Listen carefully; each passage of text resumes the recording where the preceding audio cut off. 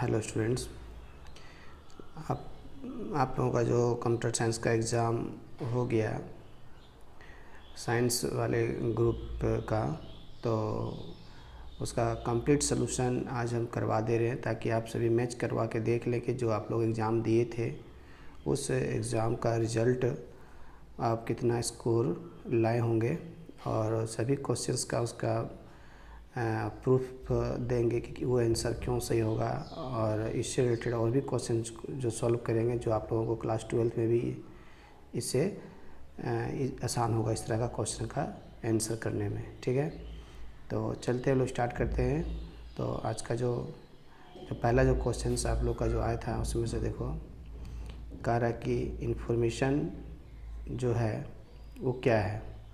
तो सबसे पहले हम लोगों को ये पता होना चाहिए कि इन्फॉर्मेशन जो बनता है वो किससे बनता है। तो सबसे पहले इन्फॉर्मेशन का जो सेट होता है वो आता है डाटा से। ठीक है, डाटा से हम लोग का बनता है इन्फॉर्मेशन। ठीक है, डाटा से बनता है इन्फॉर्मेशन और इन्फॉर्मेशन से बनता है हम लोग का प्रोग्राम और प्रोग्राम से बनता है हम लोग का सॉफ्टवेयर। ये जो इसका सीक्वेंस है टर्मिनोलॉजी का, इसे आप लोग अच्छा से ध्यान में रखेंगे, इससे आप लोग को और भी फ्यूचर में काम आएगा।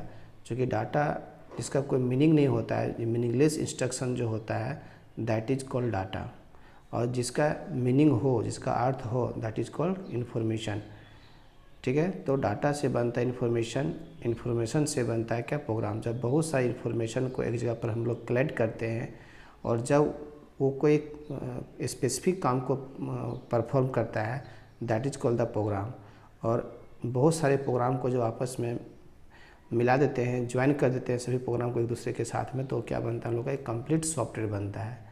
इसलिए ये सीक्वेंस याद रखना। सॉफ्टवेयर का कभी पूछता है कि सॉफ्टवेयर क्या होता है, तो ये set of programs is called software, ये set of information is called program, and meaningful information, meaningful data is called information, and raw material, raw facts and figure are called data. तो कभी कभी exam में पूछ देता है कि data क्या होता है, तो डाटा इज ये रॉ फैक्ट्स एंड फिगर होगा, है ना।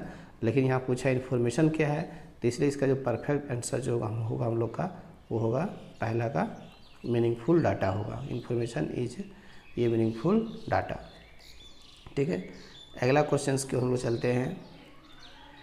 कह रहा है कि what is the full form of CPU. CPU का जो फुल फॉर्म होता है वो क्या होता है। देखो, सबसे पहले सीपीयू से रिलेटेड और भी जो क्वेश्चंस फ्यूचर में एग्जाम में जो पूछे जाते हैं वो है कि द ब्रेन, सीपीयू को लोग ब्रेन कहते हैं, brain of computer. Brain of computer कौन होता है, तो सीपीयू होता है। इसलिए सीपीयू जो होता है वो सेंट्रल प्रोसेसिंग यूनिट होता है, जो कि इस ऑप्शन में हम लोग का दिया हुआ नहीं है। इसीलिए इसका होगा हम लोग का सेकंड क्वेश्चन का आंसर होगा 4 नंबर, नन ऑफ दिस। ठीक है, कि सीपीयू का फुल फॉर्म होता है सेंट्रल प्रोसेसिंग यूनिट। ठीक, और एक दो चीज़ और इसमें इसके बारे में ध्यान में रखेंगे कि सीपीयू जो होता है हम लोग का सेंट्रल प्रोसेसिंग यूनिट जो होता है, इसके अंदर जो मेन जो कंपोनेंट होता है पहला हम लोग का होता है ALU। ये भी एग्जाम में बहुत बार पूछता है ALU। फिर हो गया हम लोग का CU, फिर हो गया हम लोग का MU। मतलब ये 3 जो कंपोनेंट होता है, मेजर कंपोनेंट्स होता है सीपीयू का, arithmetic logic unit, control unit, और दूसरा हो गया हम लोग का MU, मेमोरी यूनिट। ठीक है, चलते हैं अगला क्वेश्चन की ओर। कह memory is measured in which unit. Memory को हम लोग मेजर करते हैं वो किस चीज़ से। तो देखो, वर्ल्ड में हर तरह के ऑब्जेक्ट्स को मेजरमेंट करने का वैज्ञानिकों ने, साइंटिस्ट ने कोई ना कोई एक यूनिट को डेवलप किया है। ठीक है, उसी प्रकार से डाटा कंप्यूटर का जो मेमोरी होता है उसको मेजरमेंट करने के लिए हम लोग को बना है बिट्स और बाइट। तो ये सीक्वेंस इसका भी थोड़ा सा याद रखेंगे। बहुत बार इसमें ये भी पूछा जाता है कि सबसे पहले कि ये सबसे छोटा जो यूनिट होता है उसका नाम होता है निबल। सबसे छोटा यूनिट जो होता है मेमोरी मापने का उसको क्या बोलते हैं, निबल। ठीक है, ठीक है, तो उसको तो निबल जो सबसे छोटा यूनिट होता है, निबल के बाद आता है हम लोग का बीट्स। ये सीक्वेंस याद रखना, बीट्स के बाद होता है हम लोग का बाइट्स, और बाइट से बनता है हम लोग का केबी, और केबी से बनता है हम लोग का एमबी, और एमबी से बनता है जीबी, और जीबी से बनता है टीबी। ये टीबी तक एग्जाम, वैसे इसके आगे भी होता है, उसको बोलते हैं पीबी, पेंटाबाइट, पेट्टाबाइट, ठीक है। तो इस तरह से निबल जो होता है सबसे छोटा यूनिट होता है, उसके बाद होता है बीट्स, उसके बाद होता है बाइट, के बाद केबी, के बाद एमबी, जीबी, टीबी और पीबी। तो यहाँ पूछा जा रहा है कि जब ये सब ऑप्शन में नहीं है, किलोग्राम है, मीटर है, बाइट्स है, तो इसका परफेक्ट आंसर क्या होगा हम लोग का, बाइट्स ही होगा, ठीक है। क्योंकि यही सब हम लोग का डाटा को मेजरमेंट करने का, कंप्यूटर के मेमोरी का कैपेसिटी को मेजरमेंट करने के लिए इसको लोग यूज़ करते हैं, ठीक है। तो ये हो गया हम लोग का तीसरा। जो अगला जो क्वेश्चन है, चौथा जो क्वेश्चन आपको जो आया था एग्जाम में, वो है choose word one from the flowing. देखो ये जो क्वेश्चन जो पूछा है, ये पूछा है हम लोग का कंप्यूटर का फीचर से, या सो कह सकते हैं कैरेक्टरिस्टिक्स ऑफ कंप्यूटर से ये क्वेश्चन लोग का पूछा है, ठीक है। कैरेक्टरिस्टिक्स ऑफ कंप्यूटर, या तो दूसरे भाषा में इसको लोग कह सकते हैं फीचर्स, फीचर्स, कंप्यूटर का फीचर्स। तो कंप्यूटर का फीचर्स तो बहुत है, लेकिन ये सब जो फीचर्स है बहुत ही इंपॉर्टेंट है। सबसे जो पहला जो फीचर्स है कंप्यूटर का स्पीड, क्योंकि कंप्यूटर को भी जो काम करता है बहुत ही स्पीड में, फास्ट में काम करता है। तो फर्स्ट में जो हम लोग का ये है। सेकंड जो है वो है एक्यूरेसी, कि कंप्यूटर जो है वो कभी मिस्टेक नहीं करता है, गलत नहीं करता है, वो हमेशा सेम एक्यूरेसी के साथ में वो काम करता है। डिलीजेंस भी होता है, डिलीजेंस, डिलीजेंस का मतलब होता है कंप्यूटर थकता कभी नहीं है। हम और आप काम करते करते थक जाते हैं, लेकिन कंप्यूटर कभी थकता नहीं है वो, ठीक है। तो इस तरह से ये सब हम लोग का एक उसका क्या कहते हैं फीचर्स है हम लोग का, है ना। अगला जो हम लोग का फीचर्स कह सकते हैं वो है वर्सेटाइल, जो यहाँ पर हम लोग का ऑप्शन में दिया हुआ है। वर्सेटाइल का ही मतलब होता है कि कंप्यूटर जो होता है ना वो परिवर्तनशील होता है। दैट मीन्स हम कंप्यूटर में हर प्रकार के सॉफ्टवेयर को इंस्टॉल करके उससे रिलेटेड काम कर सकते हैं। इसलिए तो आज कंप्यूटर का जो यूज होता है हर एक तरह के फील्ड में हम यूज़ करते हैं। कंप्यूटर एक है लेकिन उसका काम जो है बहुत है, बहुत मैनी उसका यूज होता है हम लोग का, है ना। और IQ है ना, इंटेलिजेंसी जो उसके पास होता है अपना, वो कुछ नहीं है, उसके पास अपना दिमाग, बुद्धि, ब्रेन नहीं है। वो हम लोग के दिमाग और ब्रेन से अनुसार से वो काम करता है। इसीलिए इसका जो सही आंसर वर्ड वन का मतलब यही हुआ कि उसका फीचर कौन नहीं है। तो IQ जो है उसका जो है हम लोग का उसका फीचर नहीं है उसका, ठीक है। अपने उसके पास अपना कोई गुण नहीं है, ठीक है। तो स्पीड तो उसका गुण है, एक्यूरेसी भी गुण है, और वर्सेटाइल भी उसका गुण है, ठीक है। तो चलते हैं अगला क्वेश्चन की ओर। बायोस जो है वो क्या है। देखो बायोस का फुल फॉर्म जो होता है वो होता है बेसिक, ठीक है, basic input and output system, basic output and output system. देखो ये बायोस जो होता है, जैसे हम लोग को पता है कि मेमोरी दो प्रकार का था ना, एक था रैम, प्राइमरी मेमोरी, एक रैम है, दूसरा क्या है रोम है। तो रोम में जो इन्फॉर्मेशन होता है उसमें पहले से कंपनी पहले से राइट करके छोड़ देती है, हम लोग उसको राइट हम लोग नहीं करते, हम लोग सिर्फ पढ़ते हैं। तो बायोस एक प्रकार का पहले से लिखा हुआ प्रोग्राम होता है जो रोम में हम लोग का लिखा हुआ रहता है, हम उसको इरेज नहीं कर सकते हैं, ठीक है। तो बायोस हम लोग यूज़ क्यों करते हैं, सिंपल सा बात है। जब कोई कीबोर्ड और माउस इनपुट डिवाइस और आउटपुट डिवाइस, मतलब बेसिक इनपुट आउटपुट जो लिखा हुआ है, इसका मतलब ना जब भी कभी कोई कंप्यूटर में इनपुट और आउटपुट को डिवाइस को अटैच करते हैं, जोड़ते हैं, कनेक्ट करते हैं, तो वो जो है ऑटोमेटिक उसको डिटेक्ट कर लेता है, ठीक है। उसके लिए हमको कीबोर्ड माउस के लिए अलग से कोई सॉफ्टवेयर को इंस्टॉल, ड्राइवर को इंस्टॉल नहीं करना पड़ता है हमारे कंप्यूटर में, ठीक है। तो ये एक प्री रिटेन प्रोग्राम होता है जो पहले से लिखा हुआ रहता है, ठीक है। तो इस तरह से 5 का जो आंसर जो होगा हम लोग का वो होगा 2 नंबर, प्री रिटेन प्रोग्राम होगा, ठीक है। अगला क्वेश्चन की ओर चलते हैं। The evolution of computer started with the first computing called, ठीक है। तो ये जो हम लोग जो क्वेश्चन जो दिया है इवोल्यूशन से दिया है, हम लोग जनरेशन से दिया हुआ हम लोग का है कि पहला जो कंप्यूटिंग जो मशीन आया था वो तो एबाकस ही था। इसको ध्यान में रखना है हम लोग को कि 6 का जो है वो 1 होगा, ठीक है। तो इस प्रकार से जो हम जो भी बता रहे हैं पूरा एक क्वेश्चन से पूरा एकदम डिटेल से और डीप में बता दे रहे हैं कि आखिर ये आंसर क्यों होगा, ये आंसर सही होने के पीछे इसका रीज़न क्या हो हम लोग का हो रहा है, ताकि आप पूरे सीक्वेंस में इसको कर सकते हैं कि इसका आंसर जो होगा वो यही होगा। ठीक है, चलते हैं अगला क्वेश्चन की ओर। अगला क्वेश्चन कह रहा है कि the third generation computer used for internal operations, मतलब थर्ड जनरेशन में जो हम लोग जो यूज़ किए थे वो हार्डवेयर डिवाइस का जिसके थ्रू से बना था उसको हम लोग क्या कहते थे, तो वो था हम लोग का इंटीग्रेटेड सर्किट। ठीक है, इंटीग्रेटेड सर्किट था हम लोग का। अगला जो क्वेश्चन से कह रहा है कि analogue computers take input in the form of, देखो हमारे पूरे कंप्यूटर को डाटा हैंडलिंग के पर्पज़ से इसको दो भागों में डिवाइड किया गया है।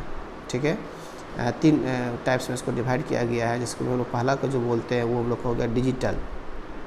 ठीक है, पहला जो हम लोग का वो क्या है, एक है डिजिटल कंप्यूटर, दूसरा जो हम लोग का वो है एनालॉग कंप्यूटर, और तीसरा जो हम लोग का वो है हम लोग का हाइब्रिड कंप्यूटर। इस प्रकार से कंप्यूटर्स को मुख्य रूप से डाटा हैंडलिंग के आधार पर तीन भागों में बांटा गया है, तीन कैटेगरीज को बांटा गया है। ठीक है, डिजिटल कंप्यूटर जो है वो हमेशा डिजिट्स 0 और 1 के रूप में काम करता है। ठीक है, ये जो इनपुट लेता है वो इसी रूप में इनपुट लेता है, प्रोसेस भी वो इसी में हम लोग का करता है, और आउटपुट भी जो देता है वो 0 1 के रूप में देता है, लेकिन वो कन्वर्ट कर देता है हम लोग को अपना लैंग्वेज में। ठीक है, तो यहाँ कर है क्वेश्चन में तुम लोग को कि एनालॉग कंप्यूटर्स जो है वो इनपुट क्या लेता है, तो इनपुट जो लेता है हम लोग का वोल्ट्स, एम्पेयर, सेल्सियस, इसे वो क्या करता है, इनपुट लेता है। इसलिए 8 का जो आंसर से होगा हम लोग का वो क्या होगा, 2 नंबर होगा। 8 नंबर क्वेश्चन का आंसर क्या होगा, 2 नंबर होगा 100%। ठीक है,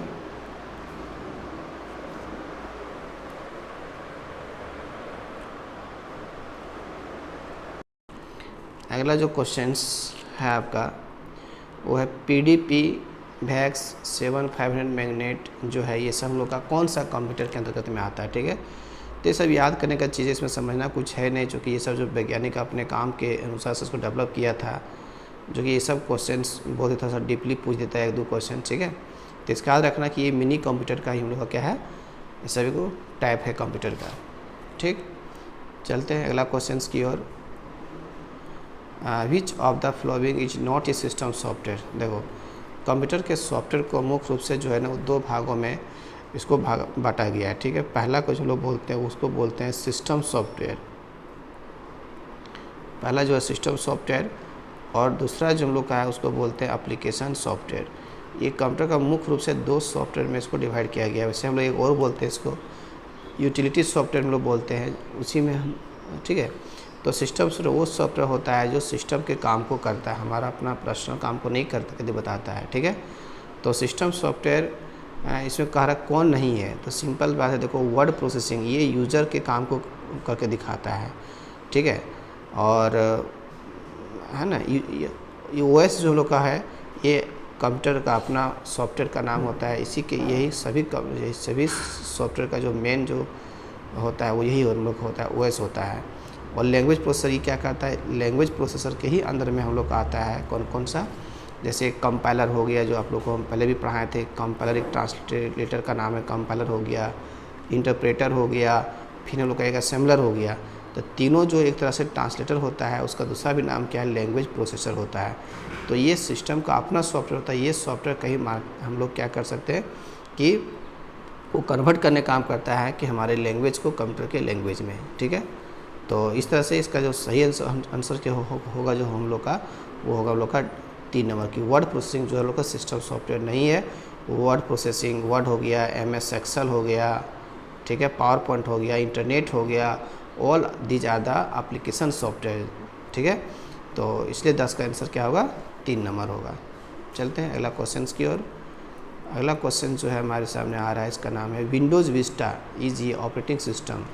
ये किस प्रकार का ऑपरेटिंग सिस्टम बोला जाता है, देखो तो मेनली जो सॉफ्टवेयर्स जो होता है OS, जो कि विंडोज़ जो है हम लोग का विंडोज़ जो सॉफ्टवेयर हम लोग का है ये विंडोज़ को हम लोग जो है बोलते हैं ये हम लोग का OS हो गया। तो OS में विंडोज़ का जितना भी वर्जन आता है, चाहे वो विंडोज़ 98 का हम लोग बात करें, विंडोज़ XP का बात करें, ये सब पुराना एक वर्जन था विंडोज़ सॉफ्टवेयर का। ठीक है, विंडोज़ 7 हो गया, यहाँ तक कि विंडोज़ विस्टा हो गया। ठीक है, तो ये सब सारा जो है ना वो मल्टी यूज़र है। याद रखना है कि ये जो है हम लोग का मल्टी यूज़र एंड मल्टीटास्किंग मतलब ये जो जितना भी सॉफ्टवेयर है इसमें एक बार में हम लोग एक से अधिक यूज़र काम कर सकते हैं और मल्टीपल काम को कर सकते हैं। ठीक है, सिंगल यूज़र कौन सा सॉफ्टवेयर है? तो डॉस जो हम लोग का जो है वो एक सिंगल यूज़र ऑपरेटिंग सिस्टम होता है। ठीक है, और मल्टी यूज़र यहाँ दोनों ऑप्शन दिया हुआ है, यहाँ दिया हुआ सिंगल यूज़र और मल्टीटास्किंग। ठीक है, तो कहने का मतलब क्या है कि विंडोज़ विस्टा जो है वो मल्टीटास्किंग है और मल्टी यूज़र है, लेकिन यहाँ दिया हुआ क्या है? Single user. इसलिए इसका परफेक्ट जो आंसर सही होगा क्या होगा? वो 2 नंबर होगा, क्योंकि मल्टी यूज़र होता है। ठीक है, अगर यहाँ पर मल्टी यूज़र रहता और मल्टीटास्किंग यहाँ रहता तो आंसर क्या होगा? हम लोगों का 3 नंबर होता, लेकिन यहाँ पर मल्टी यूज़र सिर्फ दिया हुआ है। ठीक है, तो आंसर परफेक्ट जो आंसर होगा हम लोग का वो 2 नंबर होगा। ठीक है, इसलिए याद रखना है कि 11 का जो आंसर होगा हम लोग का कितना नंबर होगा? 2 नंबर होगा। ठीक, और एक 2 पॉइंट याद रखना है विंडोज़ के बारे में कि इसको लोग बोलते हैं GUI सॉफ्टवेयर बोलते हैं। GUI मतलब ये जो विंडोज़ विस्टा है, विंडोज़ XP है, इसको लोग बोलते हैं ग्राफिकल यूजर इंटरफेस। ये दोनों में हम लोग का काम करता है। ये मल्टीमीडिया, ग्राफिक्स, ऑडियो, वीडियो हर प्रकार के डाटा को सपोर्ट करता है। लेकिन जो CUI सॉफ्टवेयर होता है इसको बोलते हैं कैरेक्टर यूजर इंटरफेस। ये सपोर्ट करता है सिर्फ हम लोग का कैरेक्टर सपोर्ट करता है। ठीक, चलते हैं अगला क्वेश्चन की ओर। DBMS का फुल फॉर्म क्या होता है? तो DBMS जो है एक तरह का एप्लीकेशन सॉफ्टवेयर होता है जो डाटा को हम लोग का मैनेज कंट्रोल करने का काम हम लोग करता है। इसलिए DBMS जो है उसका फुल फॉर्म होता है डाटा बेस मैनेजमेंट सिस्टम। ठीक, अगला क्वेश्चन को चलते हैं लोग। कह रहा है कि टू डेवलप ये good program which of the following guideline should be follow. मतलब जब कोई सॉफ्टवेयर डेवलपर एक अच्छा सॉफ्टवेयर को डेवलप करके बताता है, हम लोग बनाता है कंप्यूटर में, तो उसे कौन कौन सा रूल्स को फॉलो करना पड़ता है ताकि एक अच्छा सा प्रोग्राम को डेवलप कर सके। तो सबसे पहले यहाँ पर एक वर्ड दिया हुआ मॉड्यूलर। देखो मॉड्यूलर का यहाँ मतलब होता है मॉड्यूल्स। मॉड्यूलर को हम लोग मॉड्यूल्स भी यहाँ कहते हैं, और मॉड्यूल्स का ही दूसरा नाम यहाँ होता है, इसको बोलते हैं हम लोग फंक्शन। क्या बोलते हैं? फंक्शन। जब किसी एक बड़े प्रोग्राम को छोटे छोटे टुकड़ों में अगर डिवाइड करके हम लोग बनाते हैं तो उसको बोलते हैं एक मॉड्यूल। इससे क्या होता है कि हम लोग का प्रोग्राम में कॉम्प्लेक्सिटी बहुत कम हो जाता है और पार्टिकुलर एक मॉड्यूल को पहले हम लोग क्या करते हैं, पहले एग्जीक्यूट करवा करके कंप्यूटर में देखते हैं। अगर पहला जो मॉड्यूल है अगर वो सही सक्सेसफुल हो गया तो सेकंड को हम लोग चेक करते हैं, जब सेकंड सही हो गया तो थर्ड को चेक करते हैं। इस प्रकार से क्या करते हैं, सभी मॉड्यूल्स जो होता है जो आपस में सभी को मर्ज कर देते हैं, मिला देते हैं, तो एक बड़ा सा सॉफ्टवेयर डेवलप करता है वो। ठीक है, तो ये बहुत ही इम्पोर्टेंट होता है जो कि सभी प्रोग्रामर इस चीज़ को फॉलो करता है हमारे प्रोग्राम को डेवलप करने के लिए। ठीक है, इसीलिए पहला तो आंसर तो होगा ही होगा। दूसरा आंसर हम लोग कह रहा है कि meaningful names of identifier. That means कहने का मतलब क्या हुआ कि जो हम लोग मॉड्यूल्स को तैयार करेंगे, सपोज़ के लिए एक प्रोग्राम को हम लोग 3 मॉड्यूल्स में डिवाइड किए हैं, तो जो मॉड्यूल्स का नाम देंगे ना वो एक मीनिंगफुल होना चाहिए। कि जैसे सपोज़ के लिए हम लोग बैंकिंग में जाते हैं तो जो बैंक में पैसा निकालने के लिए गए तो पैसा निकालने के लिए सब जो मॉड्यूल को डेवलप किए उसको लोग बोलते हैं विड्रो। तो विड्रो एक मीनिंगफुल हुआ, आइडेंटिफायर हुआ, हम लोग पहचान सकते हैं। डिपॉजिट, यहाँ पर क्या लिखे लोग? डिपॉजिट लिखे, तो डिपॉजिट भी क्या हुआ, एक मीनिंगफुल इसका नाम हो गया। ठीक है, तो इसलिए ये भी हम लोग का होना चाहिए, इम्पोर्टेंट है, ये भी बात को समझना चाहिए। दूसरा बोलता है यूज़ कमेंट एंड इंडेंटेशन। मतलब कमेंट का मतलब क्या होता है कि सपोज़ के लिए जो हम ये जो बड़े से एक प्रोग्राम को छोटे छोटे जो मॉड्यूल में डिवाइड किए, तो जो इसको कमेंट करके हम साइड में रख देंगे कि आखिर हम इस मॉड्यूल को क्यों बनाएं, इसका मेन ऑब्जेक्टिव जो था, मेरा पर्पस था, वो क्या था इन द प्रोग्राम। इसको हम लोग कमेंट में क्या करेंगे, साइड में राइट करके लिख देंगे, ताकि जो यूज़र होंगे, जो न्यू यूज़र होंगे, उसको समझने में इजी होगा, आसानी होगा कि आखिर इसको क्यों लिखा गया है। इसलिए कह सकते हैं 13 का जो आंसर होगा हम लोग का क्या होगा, वो सब होगा। ठीक, अगला क्वेश्चन जो हमारे सामने आ रहा है, इसको लोग यहाँ कहते हैं is a program that accept data values in tabular form. में कौन सा ऐसा एप्लीकेशन होता है, सॉफ्टवेयर होता है जो डाटा को टेबुलर फॉर्मेट में क्या करता है, वो इनपुट लेता है इन टेबुलर फॉर्म में इनपुट लेता है, प्रोसेस भी करता है और आउटपुट भी जो देता है हम लोग को वो टेबुलर फॉर्म में देता है। ठीक है, तो वो जो सॉफ्टवेयर उसको बोलते हैं यहाँ पर इलेक्ट्रॉनिक स्प्रेडशीट बोलते हैं। और इलेक्ट्रॉनिक स्प्रेडशीट का दूसरा जो नाम हम लोग यहाँ बोलते हैं वो है हम लोग का MS एक्सेल। MS एक्सेल जो है एक प्रोग्राम होता है जो MS ऑफिस पैकेज में हम लोग का आता है। MS ऑफिस जो पैकेज है उसी के अंदर में आता है लोग का इलेक्ट्रॉनिक स्प्रेडशीट आता है। तो इसी में वो क्या करता है लोग का डेवलप इनपुट लेता है, प्रोसेस करता है, फिर आउटपुट लोग को प्रोवाइड करता है। ठीक है, तो इसका आंसर ये वाला याद रखना हम लोग। अगला जो क्वेश्चन जो हमारे सामने आज जो आ रहा है वो है interpreter is use to translate language. मतलब देखो हम पहले बता दिए थे लैंग्वेज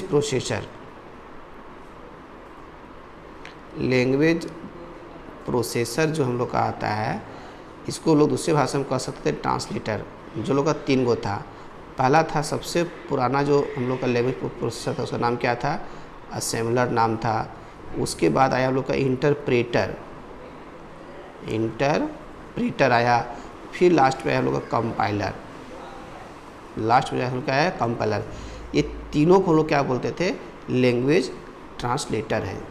ठीक है, तो सबसे पहले जो असेंबलर जो था हम लोग का, जो सबसे जो पहला आया था हम लोग का असेंबलर। ये असेंबलर क्या करता था कि हमारे असेंबली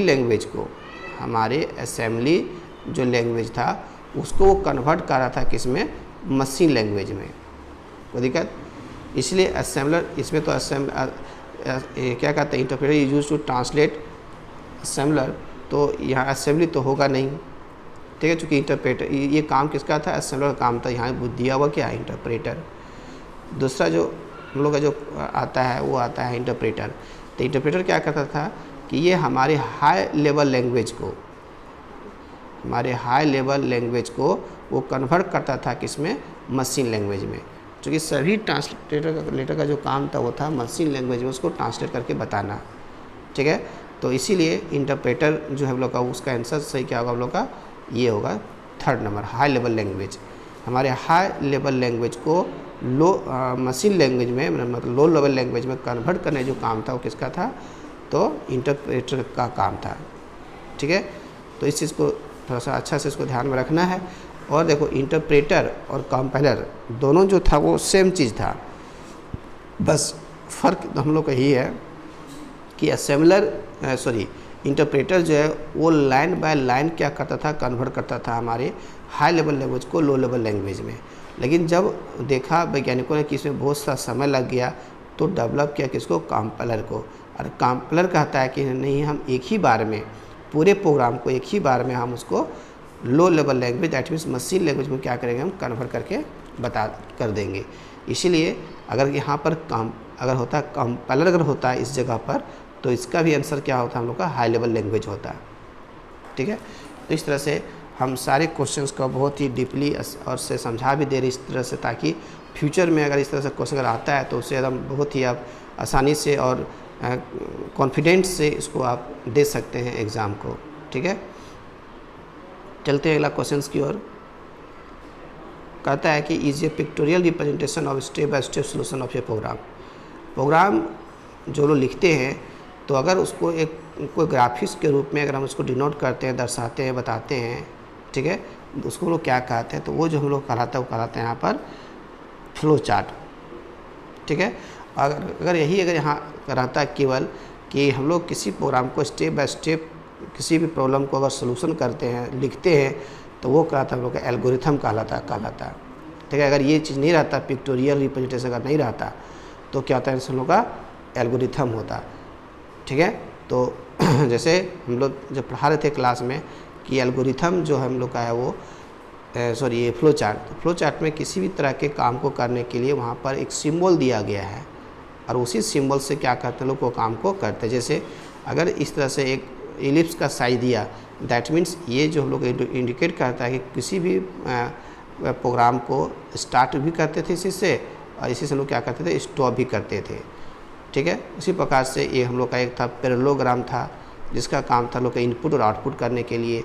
तो यहाँ हर एक इसका हम बहुत अच्छा एक वीडियो बनाए हुए थे, आप लोग हमारी चैनल में जा करके उसको आप देख सकते हैं, ठीक है। इसे 16 का आंसर क्या होगा, 1 नंबर होगा। चलते हैं अगला क्वेश्चन की ओर। कहता है कि rhombus symbol used in flow chart to indicate. देखो कह रहा है कि फ्लो चार्ट में रोम्बस जो एक सिंबल जो होता है, इसी को हम लोग यहाँ पर कह सकते हैं डायमंड एक बॉक्स। डायमंड जो बॉक्स होता है, उस डायमंड बॉक्स का काम फ्लो चार्ट में क्या होता है, वो क्या इंडिकेट करता है। तो इस प्रकार से हम लोग इसको यूज़ करते थे। देखो तो ये हम लोग का ये डिसीजन बॉक्स, इसको एक दूसरे भाषा में हम लोग कह सकते हैं इसको डिसीजन बॉक्स। इसका 2 पार्ट हुआ, अगर कंडीशन ट्रू होगा तो एस की ओर जाएंगे, नहीं तो हम लोग नो की ओर जाएंगे, ठीक है। तो इस प्रकार से 17 का आंसर क्या होगा, 3rd नंबर होगा। अगला क्वेश्चन की ओर चलते हैं। बोलता है कंपाइल टाइम एरर।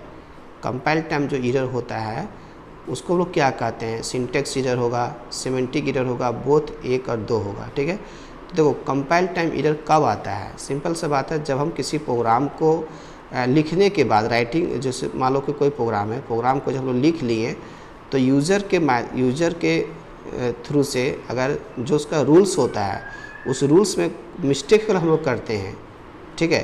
तो रूल्स में मिस्टेक किए, इसका मतलब क्या, उसका सिंटेक्स हम सही से नहीं लिखे। तो जब सबसे पहले हम लोग क्या करते हैं, किसी प्रोग्राम को कंपाइल करते हैं। जब कंपाइल हम लोग का हो जाता है तब उसको क्या कहते हैं, लोग एग्जीक्यूट करवाते हैं। बात को समझना, ठीक है। तो कंपाइल के समय ही अगर यदि हमारा जो कंपाइलर है, एप्लीकेशन सॉफ्टवेयर है, अगर वो उसको चेक कर लेता है, दैट मीन्स वो उसको कहते हैं क्या, लोग सिंटेक्स एरर कहते हैं। और सिमेंटिक्स एरर भी इसी का नाम दिया गया है, क्योंकि जो लोग काम करते हैं उसका कुछ सिंबल में, सिमेंटिक को जो बनाया गया उस सिंबल से बनाया, उस सिंबल में उसके जो रूल्स है उसमें कुछ हम लोग चेंजिंग कर देते हैं, तो वो एरर कहलाता है कंपाइल टाइम। इसलिए इसका आंसर जो परफेक्ट जो आंसर होगा वो होगा हम लोग का बोथ 18 का है ना, 3 नंबर कि दोनों होगा। कंपाइल टाइम एरर को हम लोग सिंटेक्स एरर भी कहते हैं और सिमेंटिक एरर भी कहते हैं। तो आगे और भी हम लोग का एक क्वेश्चन आएगा, ये आता है कि एक्जीक्यूशन एरर किसे कहते हैं, तो रन टाइम एरर क्या होता है। तो रन टाइम एरर होता है जब लोग रन करवाते हैं उस समय लोग को बताता है, ठीक है। चलते हैं अगला क्वेश्चन की ओर। देखो आगे ना, run time error occurs during. Run time error कब होता है, तो कंपाइल के समय तो होता नहीं है, वो एक्जीक्यूशन के समय होता है, जब लोग प्रोग्राम को एग्जीक्यूट करवाते हैं, रन करवाते हैं, और उस समय कोई अगर एरर देता है, सिस्टम कोई एरर प्रोवाइड करता है, तो उस केस में उसको लोग बोलते हैं क्या, एक्जीक्यूशन एरर बोलते हैं, ठीक। तो इसको ध्यान में रखना है। Decimal number system has the base. तो ये डेसिमल नंबर जो हम लोग का जो है वो तो 0 से लेकर के 9 तक है। तो 0 से 9 तक टोटल जो नंबर ऑफ डिजिट है वो कितना होता है, 10 होता है। इसे 20 का कितना होगा, याद रखना। डेसिमल नंबर सिस्टम का जो बेस कितना हो गया, 10 हो गया। उसके बाद अगर यहाँ पूछता है कि बाइनरी नंबर सिस्टम का बेस कितना होगा, तो 2 होगा। अगर पूछता है ऑक्टल का तो कितना होगा, 8 होगा। अगर हम लोग का पूछता है हेक्सा का कि हेक्सा का हम लोग बेस कितना होता, तो कितना होता, 16। चूँकि इसमें से हम जो 0 से कहाँ तक 15 तक का कोड को लोग क्या बोलते हैं, हेक्साडेसिमल नंबर बोलते हैं, ठीक है। इसलिए 20 का आंसर क्या होगा, 2 नंबर होगा, 10। चलते हैं अगला क्वेश्चन। देखो कह रहा है कि 207 इन डेसिमल है, तो डेसिमल से हमको लाना किस में है, ऑक्टल में, ठीक है। तो डेसिमल से ऑक्टल में लाना है, तो हम लोग सबसे पहले इसको इस तरह से भी लोग इसको लिख सकते हैं। देखो इसका जो रूल्स है वो कैसे लोग कन्वर्ट करते हैं। तो सबसे पहले यहाँ पर जैसे लिखा हुआ है 207, ये किस में लोग का है, ये है इन डेसिमल, डेसिमल में है, और हमको लाना किस में है, ऑक्टल में, ठीक है। तो जब हम लोग 10 का बेस से डेसिमल से किसी भी ऑक्टल में हो या बाइनरी में हो या हेक्सा में हो, तो वहाँ पर हम उस संख्या से जिसमें लाना रहता है उससे उसको डिवाइड करते हैं, ठीक है। तो यहाँ पर जैसे दिया हो 207, तो 207 है, इसको क्या करेंगे हम लोग, इसको 8 से डिवाइड करेंगे इसे, ठीक है। तो 8 दूनी कितना हो गया, 16। यहाँ कितना बच गया हम लोग का, 4 बच गया, तो कितना हो गया, 47 हो गया। अब इसको काटो अगला संख्या से, तो 8 पच्चे 40, 8 पच्चे 40, कितना बच गया यहाँ पर, 7। तो 7 को यहाँ पर लिख दो, इसका जो शेषफल बचा कितना, 7। फिर इस 25 को काटेंगे कितना से, 8 से, तो 8 तिया 24, 8 तिया 8 या 24 कितना बच गया लोग? यहाँ 1 बच गया, तो जो 1 बचा उसको बगल में वहाँ पर लिख दो। अब ये 3 जो है वो 8 से कटेगा नहीं, तो नहीं कटेगा तो लोग नीचे से ऊपर की ओर जाते हैं, जितना भी आया लोग का रिमाइंडर। तो सबसे पहले कितना है? 3 1 7, तो 3 यहाँ लिखो 3 1 और 7, यही देखो आंसर में है ना 3 1 7, इसलिए 21 का आंसर क्या होगा हम लोग का? 2 नंबर होगा। ये चीज़ याद रखना कि यदि डेसिमल से किसी भी में अगर जाना हो तो उसमें लोग डिवाइड का काम करते हैं, और अगर कोई भी नंबर सिस्टम से, चाहे बाइनरी से हो, डेसिमल से हो, सॉरी बाइनरी से हो, ऑक्टल से हो या हेक्सा से हो, अगर उससे हमको आना हो डेसिमल में तो हम मल्टीप्लाई का काम करते हैं। ठीक है, चलते हैं अगला क्वेश्चन की ओर। अगला क्वेश्चन हम लोग का देखो कह रहा है कि 714 ये जो है ऑक्टल में है, इसका डेसिमल नंबर क्या होगा? सिंपल सा बात है, तो 714 जो है ये हम लोग का है किसमें? ऑक्टल में, और इसको लाना है वो किसमें? डेसिमल में। तो अगर हम लोग को जाना ऑक्टल से डेसिमल में तो क्या करेंगे? इसको हम लोग मल्टीप्लाई का काम करेंगे। तो वो कैसे करेंगे? तो सबसे पहले से यहाँ पर जो डिजिट हम लोग का है यहाँ देख लो,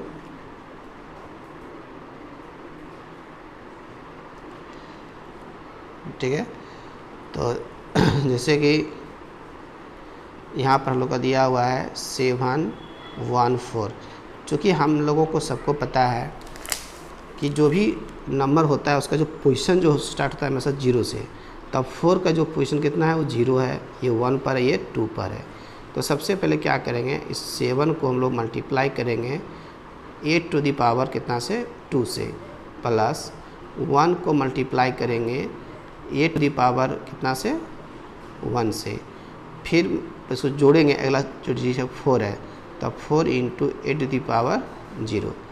अब इसको क्या करो?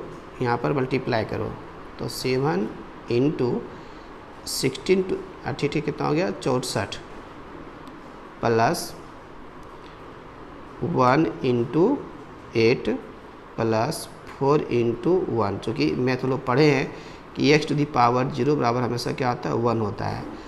तो इस तरह से अगर देखा जाए तो हम लोग जो पास संख्या जो आया हम लोग का वो 7 इंटू 64 हुआ। तो इसको लोग मल्टीप्लाई करेंगे, फिर इसको मल्टीप्लाई करेंगे और फिर इसको मल्टीप्लाई करेंगे।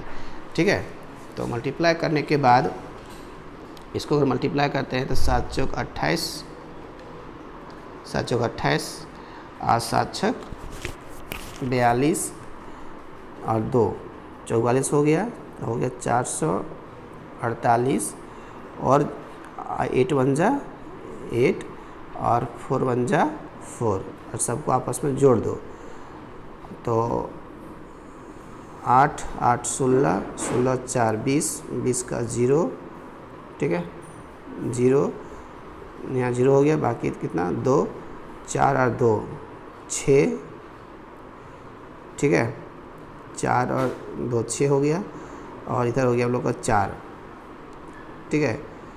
तो 460 हो गया हम लोग का, इसका आंसर क्या होगा हम लोग का? 460 होगा। सबको आपस में जोड़ दिए तो निकल कैसे हम लोग का निकल गया, और डेसिमल में निकल गया।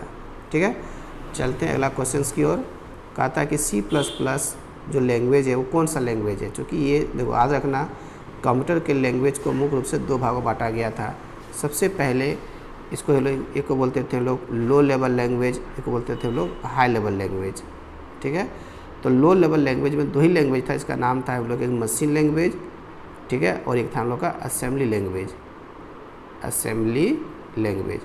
और हाई लेवल लैंग्वेज जितना भी लैंग्वेज जैसे हम लोग का हो गया C हो गया, C++ हो गया, जावा हो गया, .NET हो गया, इस तरह से जितना भी हम लोग को लैंग्वेज था वो सब क्या हम लोग का हाई लेवल लैंग्वेज है। तो इसलिए C++ का आंसर क्या होगा? हाई लेवल लैंग्वेज होगा हम लोग का। ठीक है, चलते हैं अगला क्वेश्चन की ओर।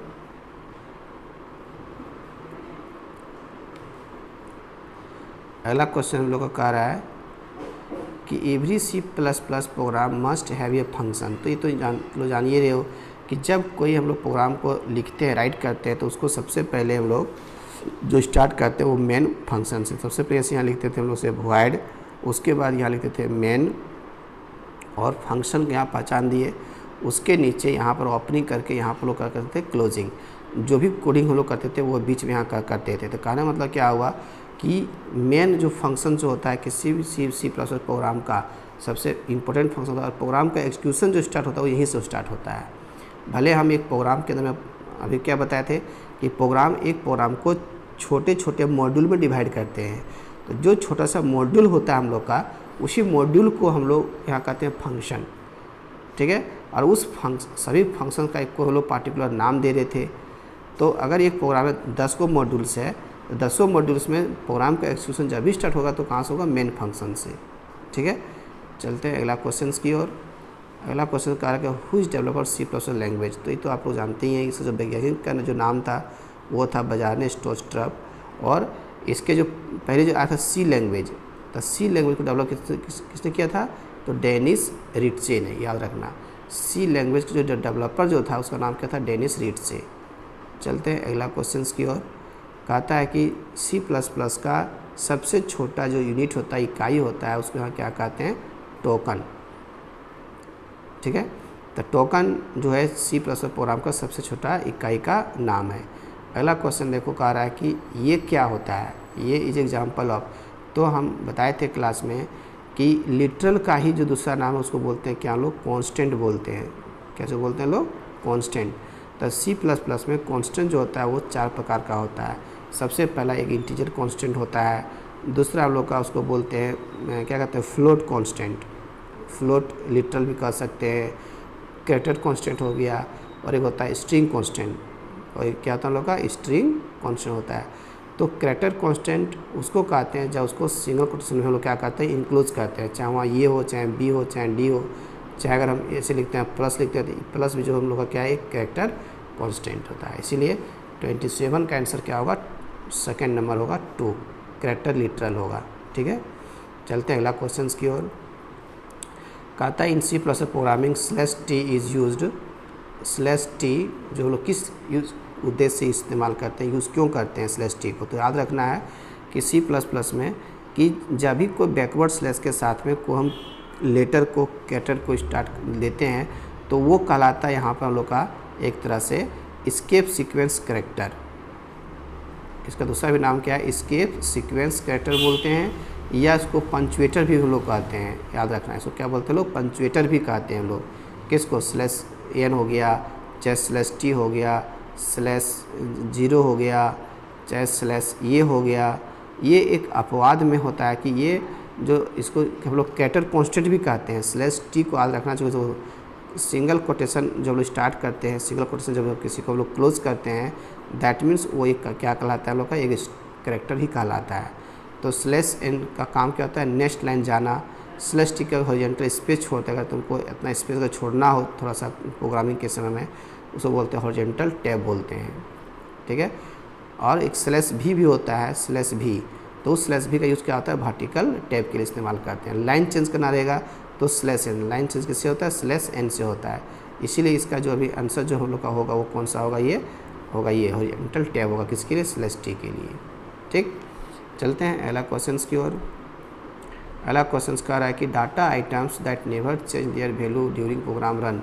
जब प्रोग्राम को रन करवाते हैं तो कौन सा ऐसा टर्मिनोलॉजी हम लोग यूज़ करते हैं जो कभी चेंज होता नहीं। इसका मीनिंग को हम क्या कहते हैं, उसको हम मीनिंग को चेंज नहीं कर सकते हैं। उसका मीनिंग पहले क्या होगा, है ना, data items that never change their value during program run, value को हम चेंज नहीं कर सकते हैं, तो उसको लोग क्या यहाँ बोलते हैं, लिटरल्स कहते हैं। याद रखना, लिटरल्स।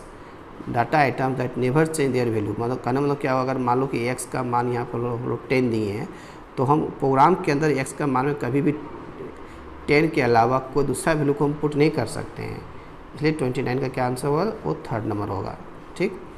चलते हैं अगला क्वेश्चन कह रहा है कि आइडेंटिफाइंग द करेक्ट स्टेटमेंट, मैंने जो सही स्टेटमेंट लिखा हुआ है तो ये है कीवर्ड्स के बारे में, यहाँ देखो लिखा हुआ है, ठीक है।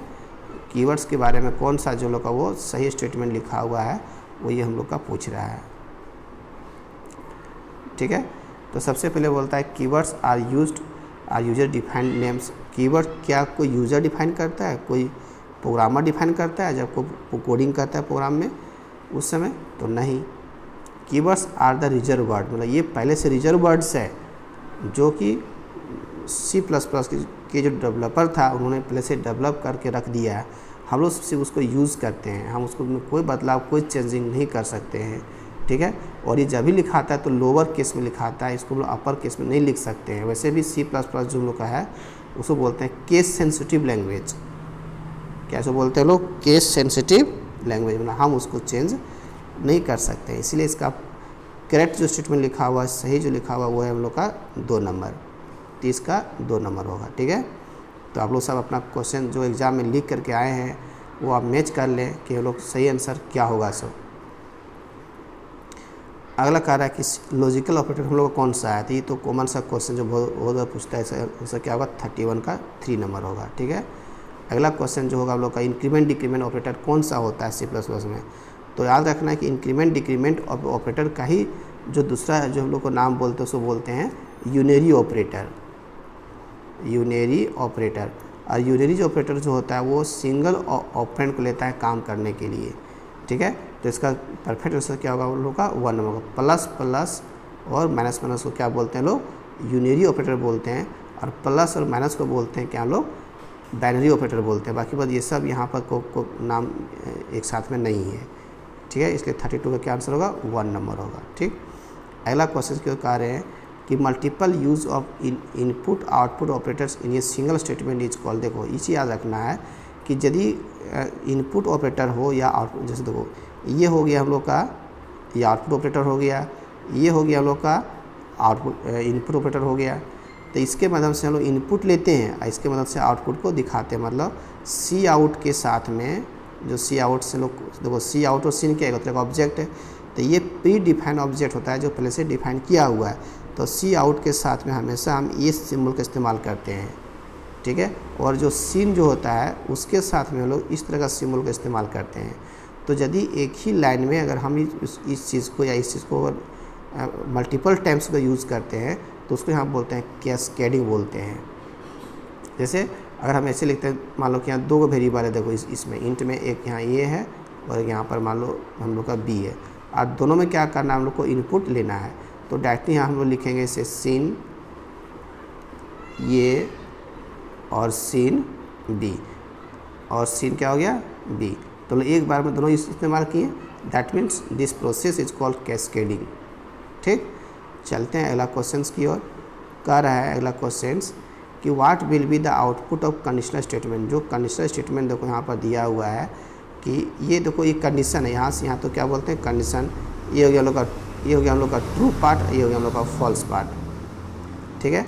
तो यदि ए का मान यहाँ 50 दिया हुआ है तो 50 को जो यहाँ पुट करेंगे तो 50 जो है क्या वो लेस देन 20 है? नहीं है, क्योंकि 50 तो ग्रेटर देन किससे? 20 से। तो कंडीशन क्या हो गया, ये आउटपुट क्या देगा? 0 देगा, मतलब फॉल्स देगा। तो फॉल्स पार्ट में क्या लिखा हुआ है यहाँ पर? 60। तो ये 60 को प्रिंट क्या करेगा अपने एक्स का जो वैल्यू होगा कितना होगा हम लोग का? वो 60 होगा। इसलिए 34 का आंसर क्या होगा? 2 नंबर होगा। और ये कंडीशनल स्टेटमेंट को ही लोग बोलते हैं टर्नरी ऑपरेटर भी कहते हैं। तो ये 3 को लेता है, ये ऑपरेंड लेता है काम करने के लिए। पहला हो गया लोगों का कंडीशन, दूसरा हो गया ट्रू पार्ट, तीसरा हो गया हम लोग का फॉल्स पार्ट। ये 3 को कंडीशन लेता है, ठीक है। चलते हैं। अब यहाँ कह रहा है कि which of the following is extraction operator in C++। ये इस बार इन साल जो क्वेश्चन जो था वो 2022 का जो फाइनल एग्ज़ाम हुआ था इंटरमीडिएट का, अपना 10+2 का जो एग्ज़ाम हुआ था उसमें भी एक क्वेश्चन को पूछा था और तुम लोगों को भी पूछ दिया क्वेश्चन, ठीक है। तो याद रखना एक्सट्रैक्शन का मतलब होता है कि जिस हम इनपुट लेते हैं और वो कंप्यूटर के जो मेमोरी होता है उसमें लोग उसको फिल करके रखते हैं। तो इनपुट जो लेते हैं वो किससे लेते हैं लोग? इससे लेते हैं, क्योंकि सीन के साथ हम जो यूज़ करते हैं वो इसको यूज़ करते हैं और श्योर के साथ में लोग इसको यूज़ करते हैं, ठीक है। तो इसको हम लोग बोलते हैं आउटपुट भी बोलते हैं या तो इंसर्शन भी बोलते हैं, इंसर्शन, और इसको इनपुट भी बोलते हैं और एक्सट्रैक्शन भी बोलते हैं। इस चीज़ को याद रखना है। अगला क्वेश्चन जो लोग को सामने आया है वो देखो कह रहा है ये nibble is a group of. एक निबल जो कितना बिट का होता है तो याद रखना ये 4 बिट का होता है, ठीक है। एक निबल जो होता है वो 4 बिट को मिला के बनता है एक निबल, और अगर यदि 8 बिट मिला देंगे तो बनने का हम लोग का 1 बाइट बनेगा, ठीक है। चलते हैं अगला क्वेश्चन की ओर। इसीलिए 36 का जो आंसर क्या होगा वो 2 नंबर होगा। अगला क्वेश्चन जो हम लोग के सामने है वो कह रहा है कि which of the following in operating system software, कौन ऑपरेटिंग सिस्टम सॉफ्टवेयर है। तो याद रखना है ऑपरेटिंग सिस्टम जो हम लोग का है वो यूनिक्स भी है, MS DOS भी है, उसके बाद जितना भी विंडोज़ का जितना भी वर्जन हम लोग का जो है ना, विंडोज़ का XP हो गया, विंडोज़ विस्टा हो गया, विंडोज़ 7 हो गया, विंडोज़ 10 हो गया, यहाँ तक विंडोज़ अभी 11 भी आ गया हम लोग का, ठीक है। तो all these are the operating system software, ठीक है। इसलिए 37 का क्या होगा, बोथ होगा 1 और 2। आप लोग समय दे करके इसको जो देख रहे हैं बहुत अच्छे से समझिए, ताकि अगला क्लास 12 में भी आप लोगों को ये सब चीज़ ध्यान में रहेगा तो बहुत ही ईजी होगा। चलते हैं अगला क्वेश्चन की ओर। Which of the following software is design to control the operation of computer. देखो कंप्यूटर जो कंप्यूटर के सॉफ्टवेयर को जो कंट्रोल करके रखता है, कंप्यूटर के ऑपरेशन को जो परफॉर्म करता है हम लोग का, उसको लोग यहाँ क्या बोलते हैं, सिस्टम सॉफ्टवेयर। वही अगर यहाँ रहता है ऐसे कि which of the following software is design to control the operation of user, या तो प्रोग्रामर, तो क्या होता है लोग एप्लीकेशन सॉफ्टवेयर होता है। लेकिन कह रहा है कंप्यूटर के वर्क को, कंप्यूटर को स्टार्ट करना, ऑन करना, ऑफ करना, सभी एप्लीकेशन को कंट्रोल करना, तो वो कौन कहता होगा, सिस्टम सॉफ्टवेयर कहता है। इसलिए 38 का आंसर क्या होगा, 2 नंबर होगा, ठीक।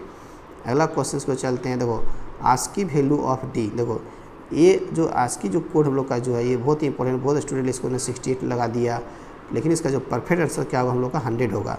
अब कैसे होगा उस चीज़ को देखो, तो ये आस्की कोड सभी का कैपिटल ए से लेकर के कैपिटल जेड का तक का जो रेंज होता है वो होता है 65 से लेकर के 90 तक। याद रखें, हम उसको क्लास में बताए थे कि अगर हम कंप्यूटर में अगर ये प्रेस करते हैं तो ये उस ए के बदले क्या समझता है, वो 65 समझता है।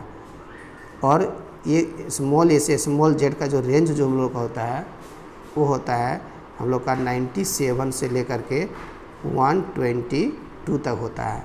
मैंने कहा अगर स्मॉल जेड का अगर पूछा जाए स्मॉल जेड का क्या होता है तो 122 होगा हम लोग का। लेकिन यहाँ पूछा क्या स्मॉल डी का, तो 97, 98, 99, 100 ABCD, तो डी का क्या होगा हम लोग का 100 होगा। 39 का क्या होगा हम लोग का C नंबर होगा, ठीक है। चलते हैं लास्ट क्वेश्चंस की ओर, जो आप लोगों ने बहुत अच्छे से इसका जवाब दे दिए होंगे। हम क्लास में भी बताए थे कि सिन और सी आउट जो होता है वो क्या होता है, ये ऑपरेटर नहीं है, ये फंक्शन नहीं है, ये क्या ऑब्जेक्ट का नाम है ये, ठीक है। ये बहुत बार क्वेश्चन रिपीट करता है, इसको आप लोग हम क्लास में बताए थे, ठीक है। तो जहाँ तक हमको पूरा फिट है कि आप लोग बहुत ही अच्छा से एग्ज़ाम दिए होंगे, आप लोग एक बार मैच करा लें, ताकि इस तरह का बीच बीच में हम C++ का बहुत अच्छा से वीडियो और भी डालते रहेंगे। आप लोग इस चैनल को सब्सक्राइब कर दें हमारा, और सभी अपने सेट दोस्त के पास इसको शेयर भी कर दें, ठीक है। Thank you.